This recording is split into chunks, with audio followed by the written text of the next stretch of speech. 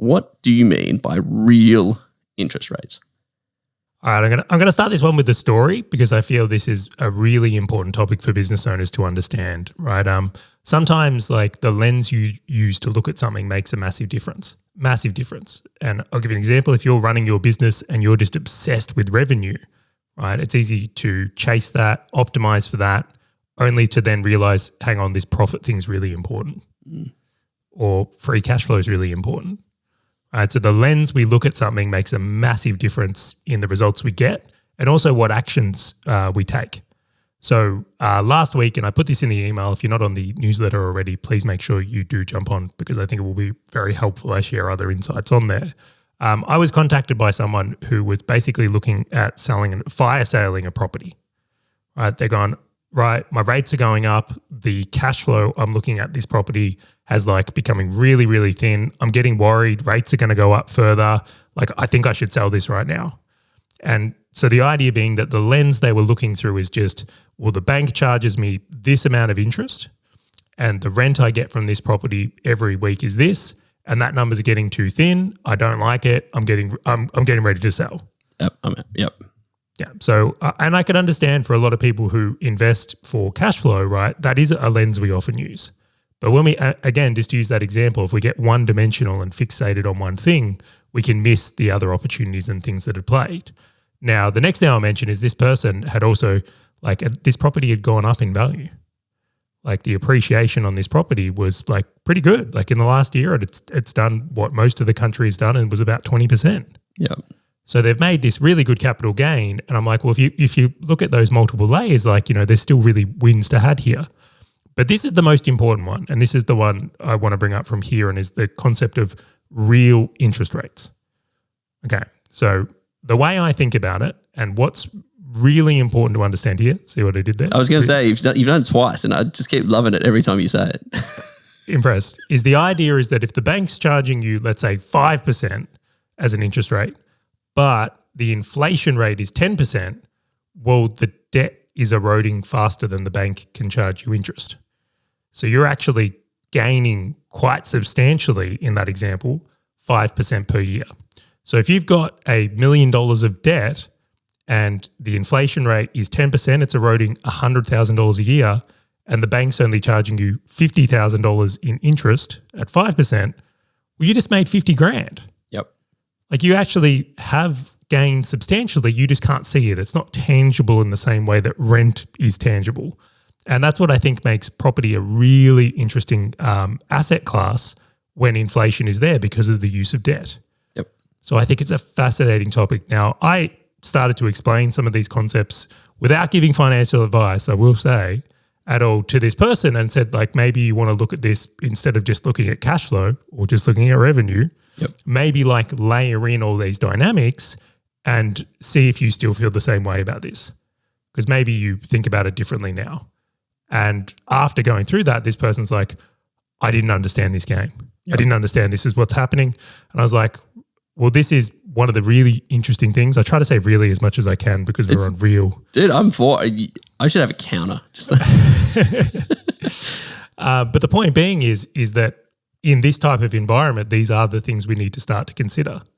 Like it's not just cash flow, it's that real interest rate, it's the interest rates we're getting charged, it's the profit, it's depreciation. It's a whole dynamic of these things that comes into being successful.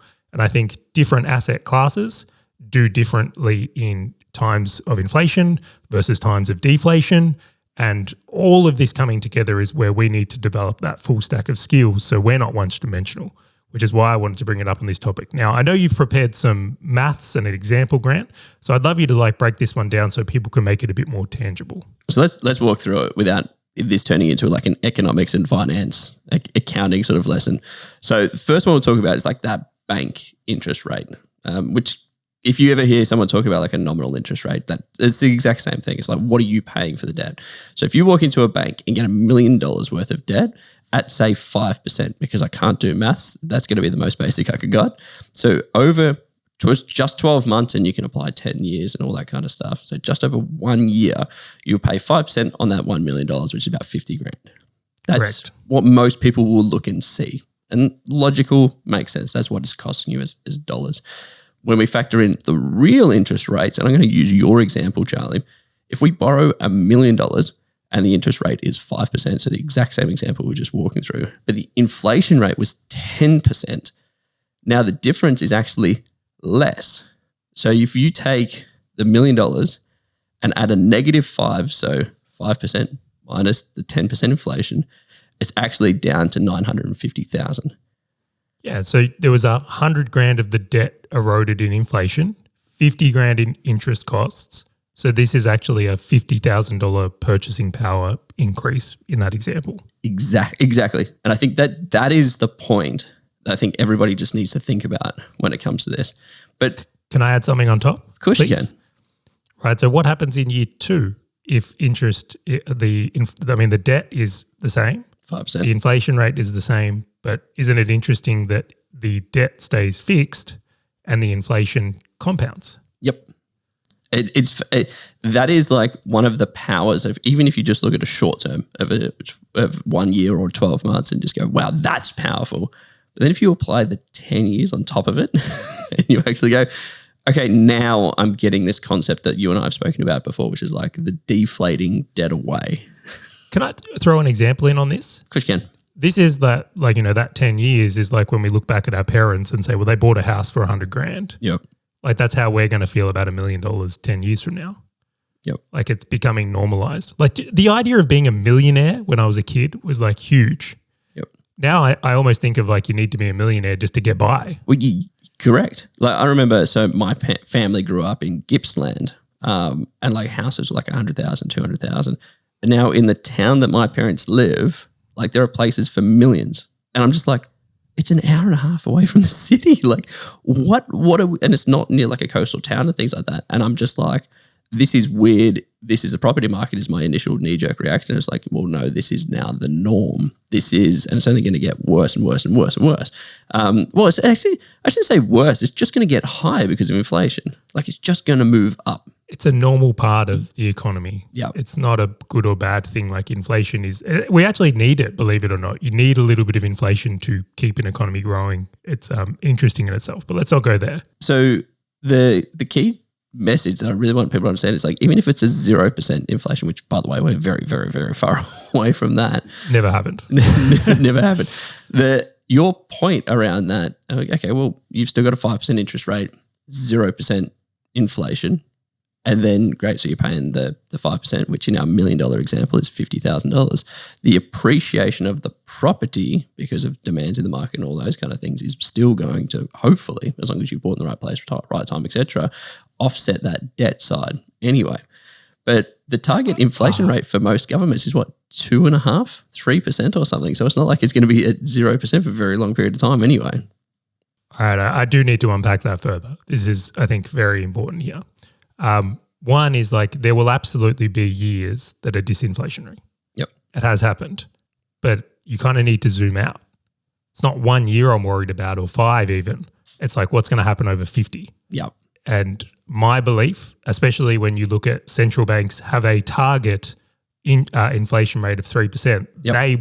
They're doing things to make that happen, is that I think I want to be on that long-term trend. When I hear that, I'm like, I support it. How can I use it to my advantage? The thing that can catch people out, and this is something where I almost want to put like a warning message around this. You might be trying to go, Charlie, I love this idea. I'm going to load up on as much debt as I can. But if you don't have the cash flow to support that debt, that's where you can actually like wipe out. That's a bankruptcy. And in Australia, particularly, like bankruptcy can mean you can't play business anymore. Yep. Like wipeouts are much more serious than they would be in the US. Like I heard the joke, bankruptcies in the US are like just like everyone's had them. Like every business owner, they almost like rub them off like hot dinners. In Australia, they're way more serious and they come with massive consequences in comparison. So it's like I would be very, very cautious of that. So in the example of property, you might be going, well, I'm gonna play this inflation game. I'm gonna absolutely, the difference between interest rates and all the rest. Hold up, cowboy. Hold up. If you can't make the payments on the loan, that's a wipeout. So please, and I say this, like, please get a good team around you that are very, very well equipped with like what debt is appropriate, having the right amount of cash flow and buffers to support that debt, and having really, really, really good preventative measures in not to compromise that. Like personally, I've got cash flow from my properties that support the debt on its own, right? So my properties can pay their debt, and I have buffers in place, significant buffers. So if there are a few years where things are tight with cash, I'll be completely fine. There's no issues there. And I think the point is that it will always happen, which is exactly what I wanted to mention. Like there will always be a point where, exactly what you said, like the Reserve Bank of Australia can't sort of always sit it at that 3%, 2.5%, right? They're going to go, great, it's out of control, it's too high, and now it's too low. And it's going to be this seesaw game, which means that everybody from a short-term perspective will sort of feel those. It was like, oh, great, it's not great, it's great, it's not great, right? They just can't set it there and forget it. But to your point, you just need to be able to weather the storm and have cash flow, have reserves, have that fat built into the assets so that whilst those storms are happening, you're fine. Because I use another pun. Really? If you use your full stack of skills and you're, again, thinking back to business, not just obsessing on revenue, understanding profit, understanding reserves, understanding net free cash flow, understanding cost of delivery, then you will be able to strategically manage these environments with great success. Hey, fellow business owner, if this topic and value-packed short video has resonated with you at all, and you want to dive deeper into being a full stack business owner, check out the full episode by clicking the link on your screen or in the description right now.